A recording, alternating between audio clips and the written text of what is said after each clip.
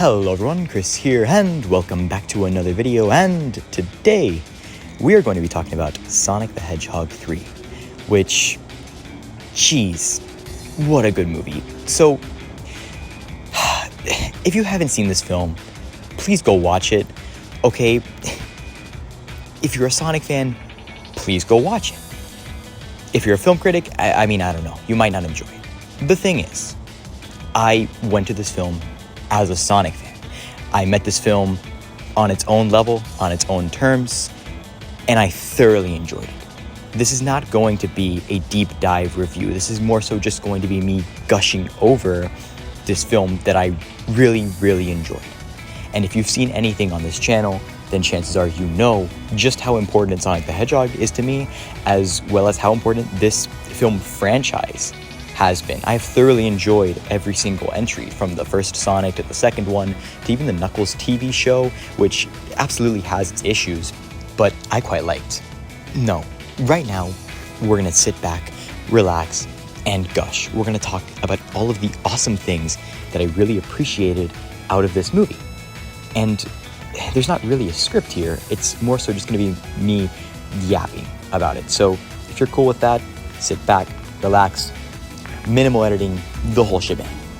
All right, so I guess first we should talk about how great of a freaking theater experience it was. I went with a couple of friends and just people were screaming, people were excited. I went on opening day. It's really cool that these films have gotten to a point where they can manage that. Honestly, this is the best theater experience I've had since Deadpool and Wolverine. Like, really, it's that good, and it was that same type of excitement. It's that type of excitement where I could genuinely clap or scream or just get overwhelmed or tap my feet in the theater. That is the type of franchise that they've managed to build, and it's just so incredible that we've gone from that original trailer and that original horrific design to what we have now. And I'm just so incredibly thankful, and really, it's weird because, you can take a look at this series, you can step back, analyze it, and maybe it's not quite the perfect franchise. Maybe we could have done certain things slightly better. But also simultaneously, I kind of wouldn't want it any other way. This series has managed to deliver me a fantastic iteration of the character Shadow, my favorite Sonic character, and do him justice on the big screen. That's the core of the appeal of this film. It's seeing Shadow done so well. These films have managed to continuously, meticulously construct interpretations of these characters that take the best elements of their video game counterparts and add some pathos to them maybe, or fix some of their issues, or even take them back to previous iterations more so, where they were even more compelling. They did that with Tails, they did that with Knuckles, and with Sonic, they kind of reinterpreted him in an interesting way, and they made him a bit younger, but also it still feels like Sonic to me. But with Shadow, they were still able to do that, and that's really impressive. Keanu Reeves is excellent in this role, and his origin is perfectly handled, and thank goodness for that, because if you mess up Shadow's origin, you really take a lot out of that character.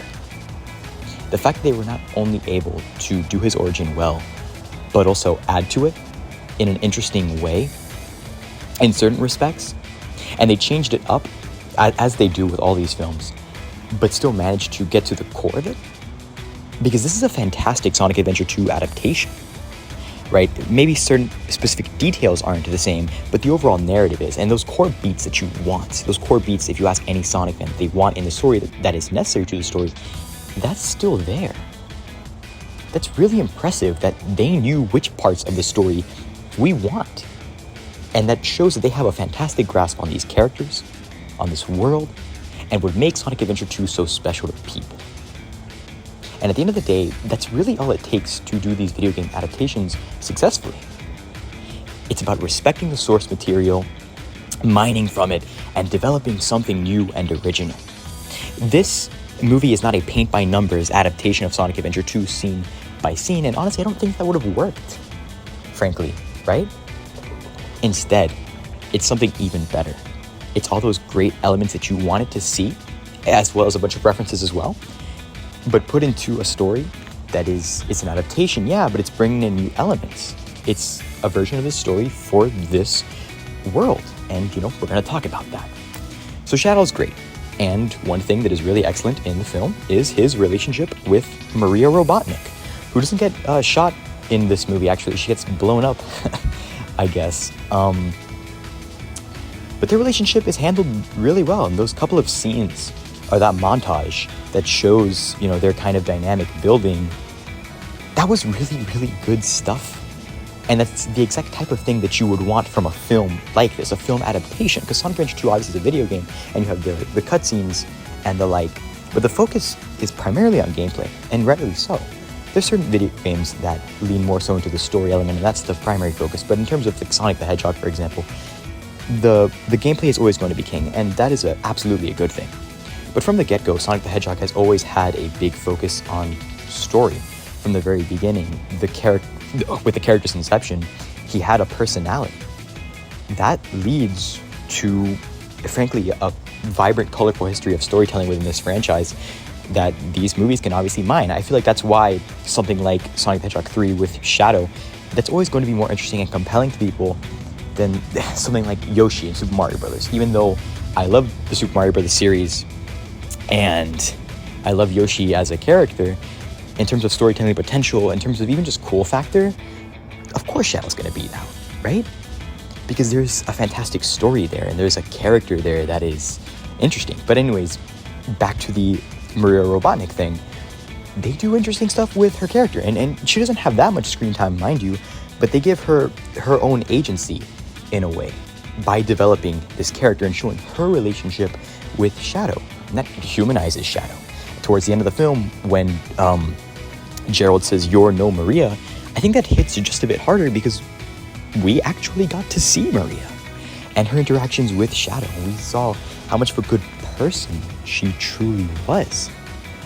But speaking of Gerald, that is another fantastic change that this movie makes. It's the type of change that, I don't know, it's just really great. And it makes sense in the game why he's not there, and obviously the storyline is a bit different and movie-fied, so to speak, and it makes sense within the world that they've created, or the worlds, I guess you should say, because of the, alternate realities. But it works perfectly in this movie to have Jim Carrey play two versions of Robotnik. And they're both distinct, they're both incredible. It gives the character something new to do, and that is bounce off of another version of himself.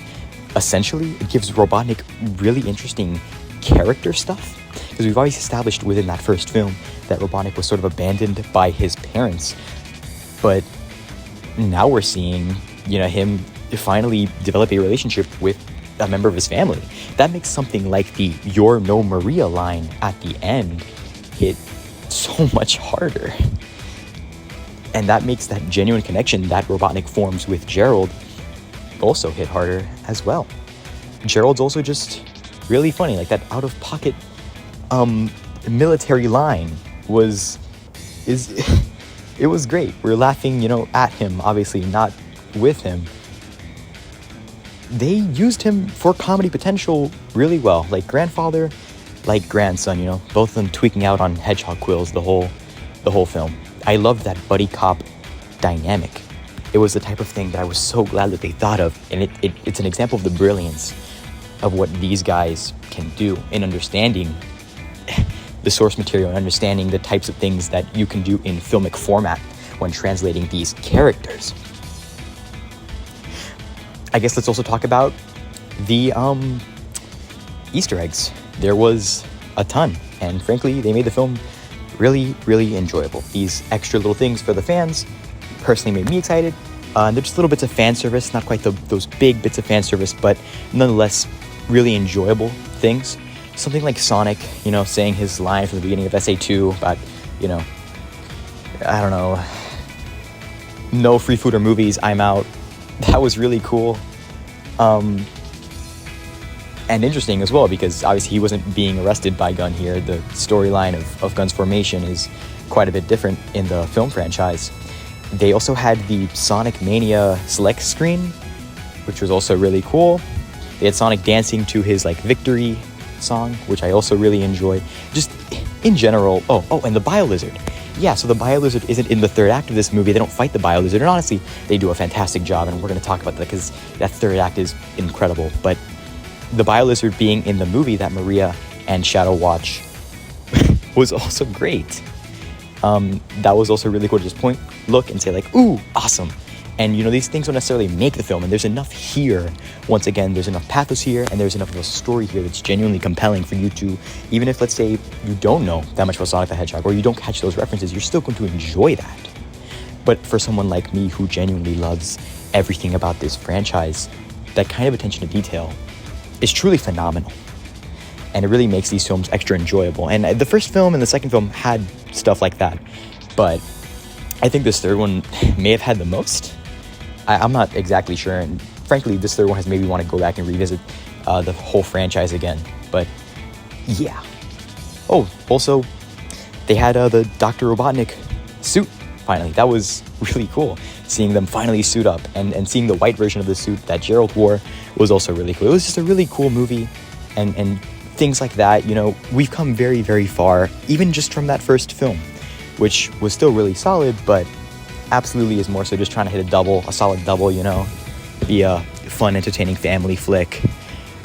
There's so much Sonic in this movie, it's great. The humans even take a back seat, and their use is absolutely incredible here. They really don't overstay their welcome, and frankly, I've been more partial to the humans than I think most Sonic fans have been. I appreciate them, and I like their role in this franchise. But at the same time, it's always kind of this thing where, hey, we want more Sonic stuff.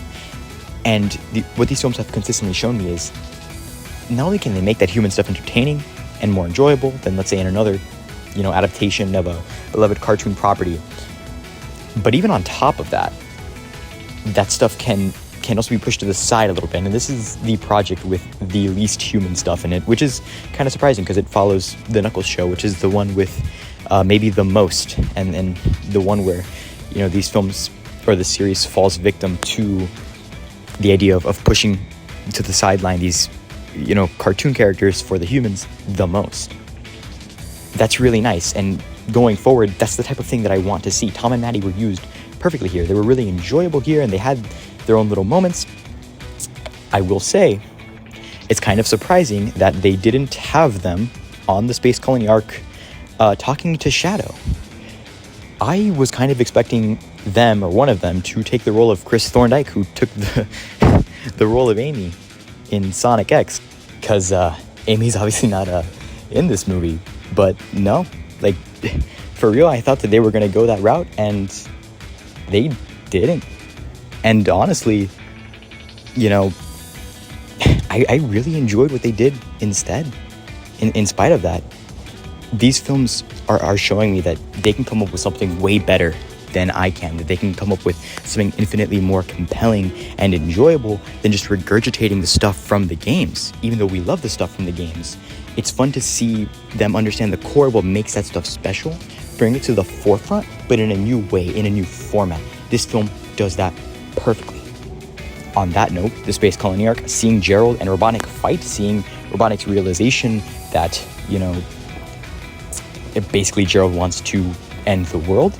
Their fight is, it's really funny, but it's really good stuff.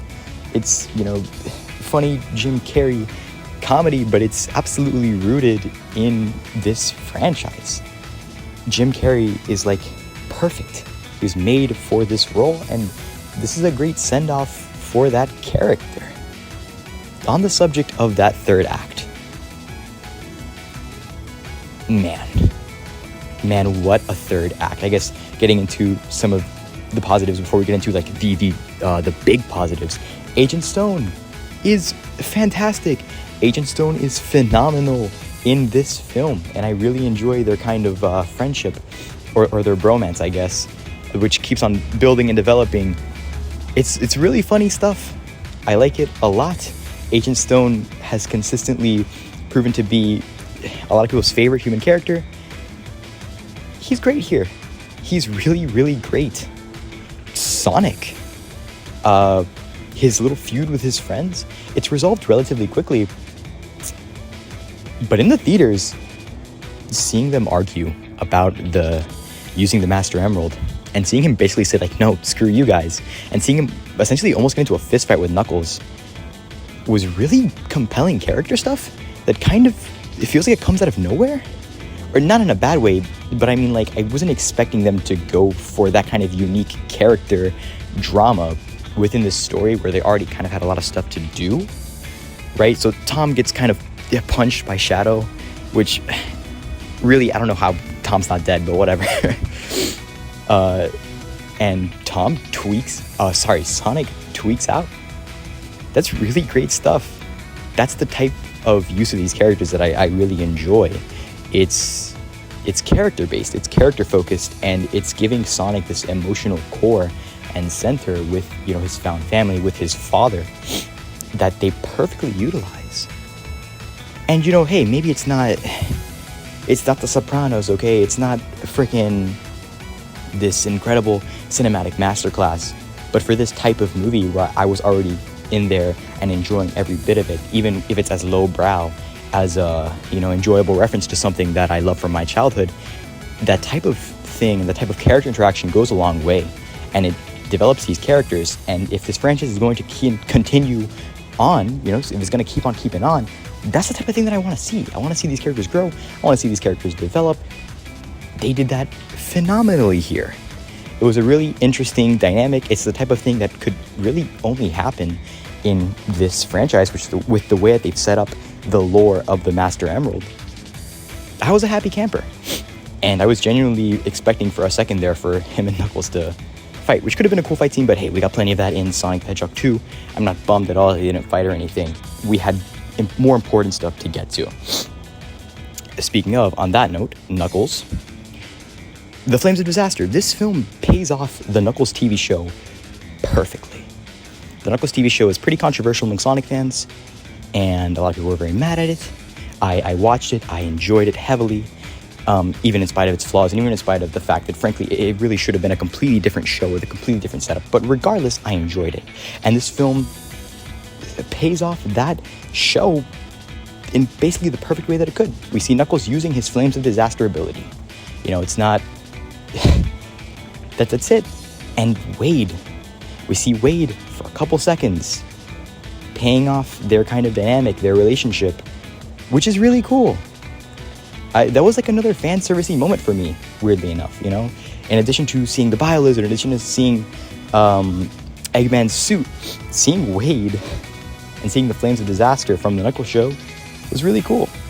And, you know, hey, maybe some people get mad about him using the Master Emerald, you know, or playing, you know, hockey with it, but I don't really care. I found it funny enough.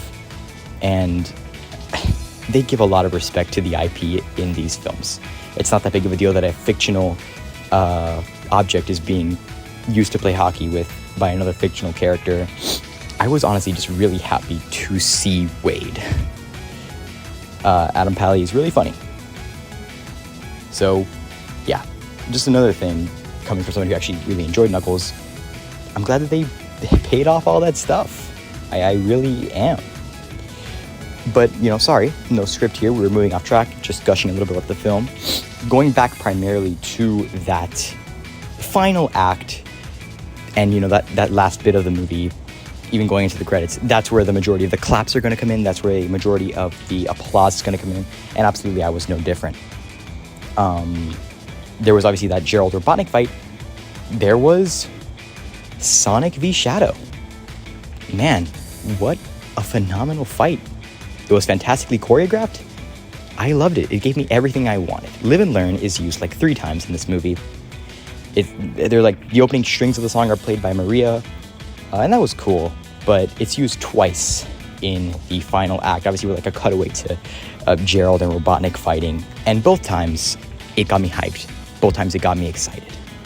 They use Live and Learn perfectly here, and it is genuinely one of the most, I'm not going to say the most, because the most exciting thing of this film happens after the credits, but it was one of the most exciting things ever, and I was waiting for it, and I wanted Live and Learn to play, and it's kind of one of those things where I knew it was going to happen. And anyways, that day I woke up and I opened YouTube and I saw the, you know, Junkie XL version of Live and Learn. I'm like, okay, well, nice, now I know for sure.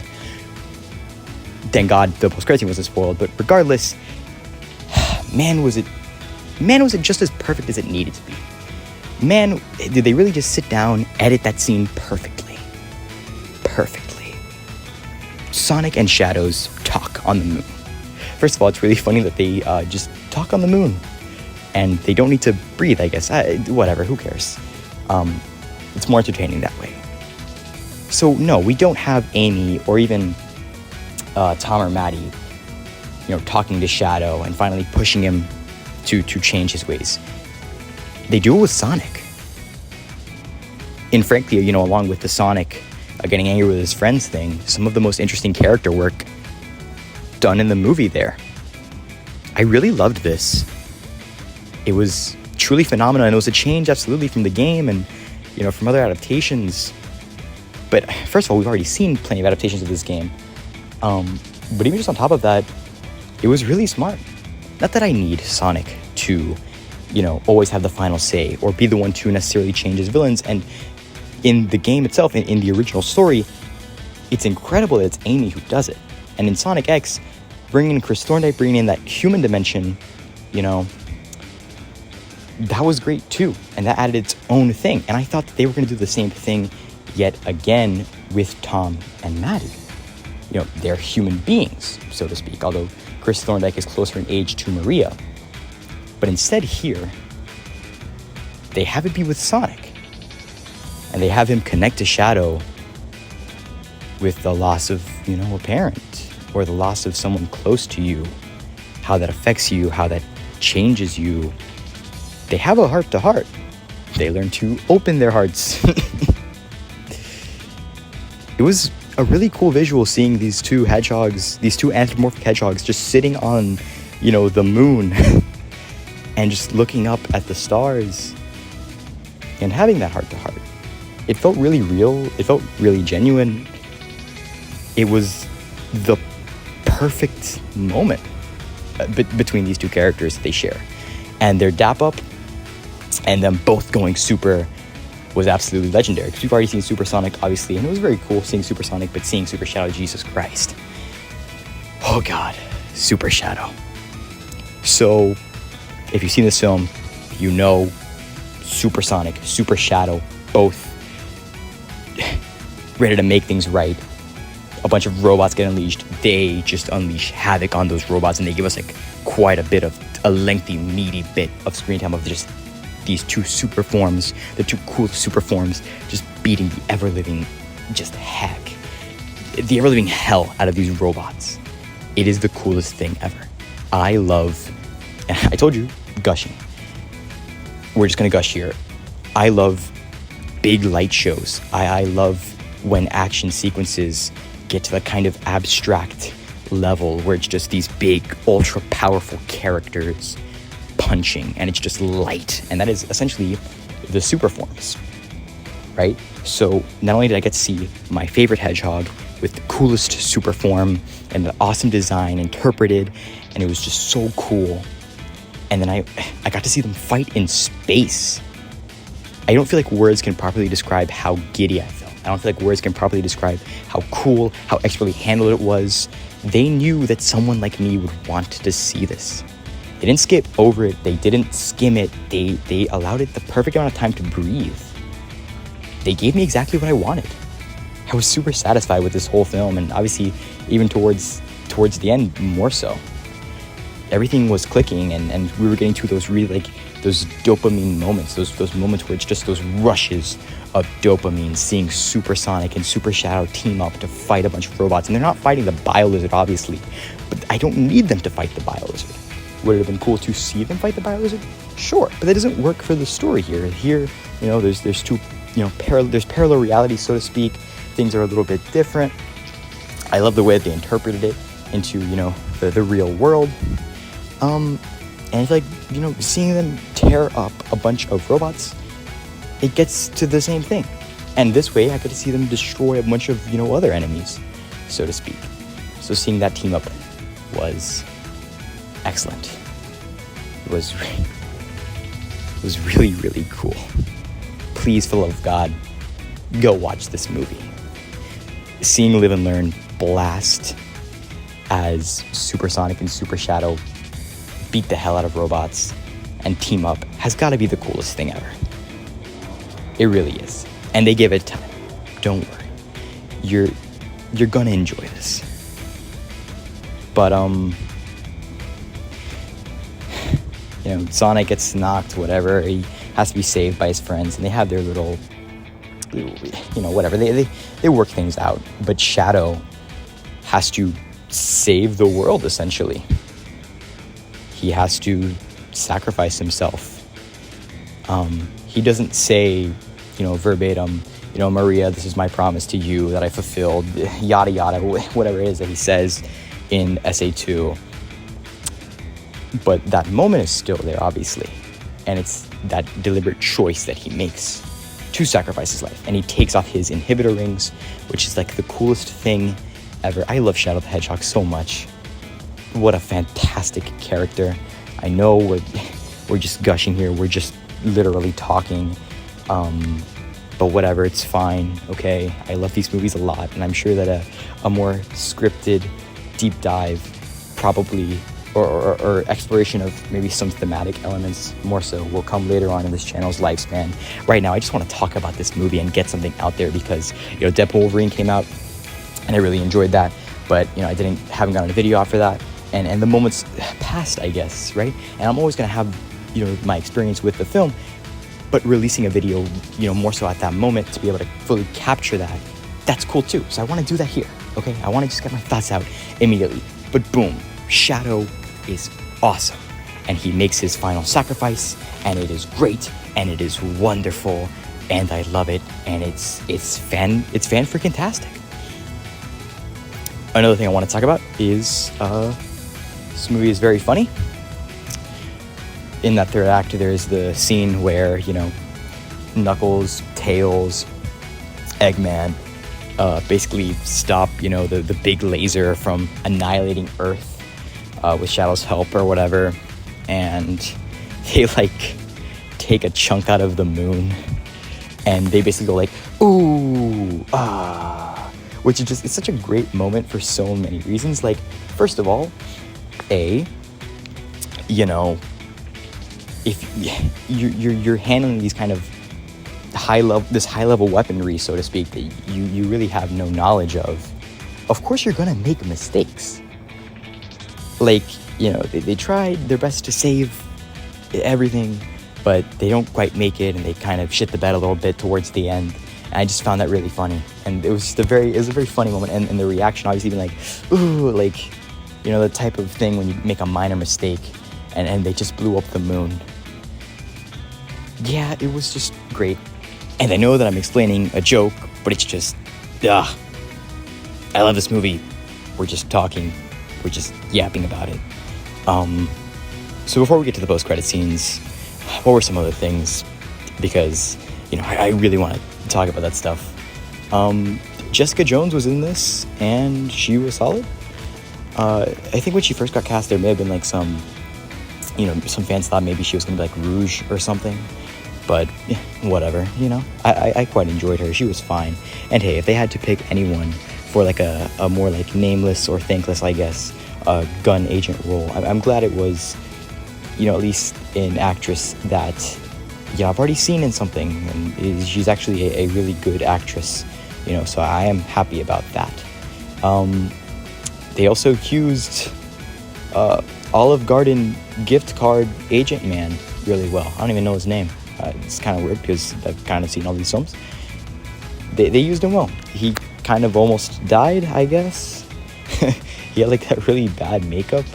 They made it look like he was dead or whatever, and they fake out his death.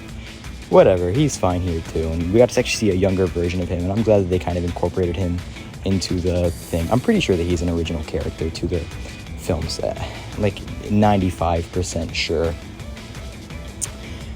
But anyways, we get to the end of the film, and we get all these characters reconciling, which is, really cool. Obviously, Sonic, Tails, Knuckles, they work things out, and Tom is okay. All that's phenomenal. And the movie basically ends, and it ends on a really satisfying note. And if that was it, first of all, if the series ended there, hey, going off on a high note. But that's not where it ended, did it? The best part of this film, or not the best part, but the most exciting part of this film is what happens after the credits. The two post-credit scenes are phenomenal. Obviously, there's one that's vastly superior to the other, but they're both really, really exciting. So that first post-credit scene is probably just about the most excited I've ever been in a movie theater.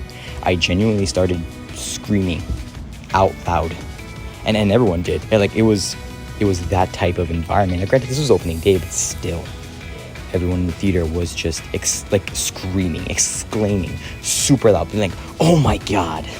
You know, I didn't think they could do it. To me, these end credits Sonic character reveals are kind of like Smash reveals. To me, they kind of get that same energy across, that same thing. Like, oh my god. And boy did they do it. Metal Sonic and Amy. Seeing Metal Sonic, first of all, incredible. They once again did justice with the design. They did justice to both of them with the designs, but I thought, okay, wow, cool, awesome, we're getting Metal Sonic next, and that was already exciting enough as it was. That was already, people were already screaming. But then they hit you with a double whammy, and they throw Amy Rose in there as well. It's a double reveal in one. I guess they were like, okay, well, we've already had post-credit scenes where we reveal one character. They're not, that's going to be exciting, sure, but we have to spring for two now. They're going to get extra excited about that, and oh boy, we did. That is probably the best post-credit scene I have ever seen in my entire life. And there's really not much else to say about that.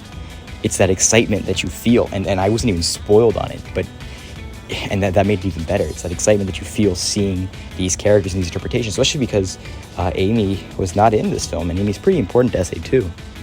And they did just fine without her, but hey, it's time to do Amy. And I was kind of thinking, they're either going to do Amy or Metal Sonic next. What I absolutely did not expect is them doing both, or even if that was the case, doing both in the post-credit scene in the film. So, yeah, coolest post-credit scene easily that they've ever done. That's not even there's no contest there. I'm just so incredibly excited. And in my mind, I was initially thinking, oh wow, they're gonna do Heroes. And then my friend pointed out, yeah, they're gonna do CD. And I'm like, okay, yeah, no, that makes sense.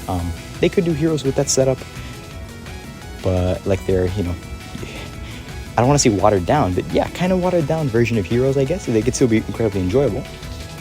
But yeah, the logic hit me, and I'm like, okay, yeah, no, obviously they're gonna do CD. The second post-credit scene, it was still very exciting, obviously. It was Shadow being revealed to be alive, which, hey, that makes sense. And honestly, that's the type of thing that they could have just gotten away with doing, but they wanted to go above and beyond. So obviously, compared to the previous post-credit scene, not crazy, but in and of itself, a really great scene. And I'm actually really incredibly excited to see what they do with Shadow from here on out. Obviously, even if they do CD next, are they going to have Shadow in there? Are they going to try to take that Heroes thing, right? Or that Heroes arc that he has and the Shadow the Hedgehog arc? Are they going to do a Shadow solo film? Obviously, we have Metal Sonic now as an antagonist, and Eggman is dead. So are we going to straight up have a Metal Sonic trilogy? Are we going to start off with CD? Maybe we close out with Heroes, or we do Heroes as two parts, or we take different elements of CD and Heroes and we make it into a trilogy with some, original elements. I am incredibly exciting, and obviously this newest film has kind of my brain working to see the type of things that they could do in the future, the type of movies that they could create. Are they gonna, go the Archie route maybe and bring a robotic duplicate of Eggman that they recast? And they can infinitely recast him, I guess, because he's a robot. Are they going to go the IDW route? They could also take a story from, and this would be kind of, a new and a novel thing, because, they haven't really adapted comic book stuff before. But imagine them genuinely taking stuff from that, first IDW arc, which was very good and centered around Metal Sonic. I could absolutely see them doing that. But I mean, yeah, we're kind of done here. City Escape wasn't in the film. Maybe it was in the end credits. I maybe heard. But I would need to honestly rewatch the film. I don't care. Live and Learn was enough. Honestly, there was kind of a more Sonic music cues than I remember being in the last two. I mean, there was Green Hills, but, you know, whatever. Go watch this movie, please, and go rewatch it. And I'm definitely, like, gonna buy the Blu-ray of this when it comes out. I have the Blu-ray of the first one, but I don't have the Blu-ray of the second one, or Knuckles, and I kind of just want to own it all. This is a movie that I'm gonna really enjoy rewatching, and this is one that absolutely makes me excited and happy to be a Sonic fan. You know, everyone has their own interests, everyone has their own niches, everyone has their own like IP and franchises that they enjoy. And I'm so incredibly lucky to live in a world where some of the franchises that I enjoy are getting like big screen treatment and being treated so well. Deadpool and Wolverine was this thing that I was super duper excited for, and it ended up being incredible. And Sonic the Hedgehog 3, yet again, another franchise, another IP that I love, and it was done really well. I'm just so incredibly happy and thankful for that. And I mean, I want to see where they take this. I'm super excited. I want to see their attempt at a Knuckles Season 2, hopefully bringing in more game elements. Maybe they do adventure, right? There's so much Echidna lore in that first adventure game. I'm so excited to see them do Metal Sonic. And another thing that I even forgot to mention, there was multiple Metal Sonics, like Metallics from the UK comic. Are they going to go that route? Are they going to maybe pay lip service to it? They kind of paid lip service maybe to Freeway Sonic in Sonic the Hedgehog 2 when Sonic first got the super form, and Knuckles was like, yo, he might not be the same dude. He ended up being, the exact same dude, but whatever, that was cool. And I'm like, oh, are they, okay, they didn't end up going there, but odd. And now, yet again, we have another, vague comic could be referenced. Also, that first film had the, Echidna tribe, and Knuckles is obviously the last of his tribe of Echidna warriors in the games, and I guess except for Sonic Chronicles, but the comics came first anyways. What I'm trying to say is, and I know that I'm talking a lot and I know that I'm going in circles, damn, was this a good, enjoyable experience. The idea here is to get just my enjoyment across, to get my gushing across how much I loved this film, because I loved this film. And by the time that it was over, it truly cemented itself as, I think, probably my favorite. Is it the best film on a storytelling level? Honestly, that first movie might still take the cake, just in terms of it really established a core for Sonic's character, and it was interesting stuff. Not that any of these movies are great by any means. They're just good. They're solid fun, and they're enjoyable, and they're great as Sonic the Hedgehog movies. But yeah, this might just be the most enjoyable. Regardless, I've talked your ear off enough.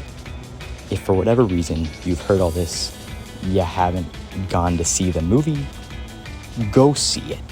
I don't care if I've spoiled it. Go see the damn movie. Go enjoy it. Go see it with people. Go see it by yourself.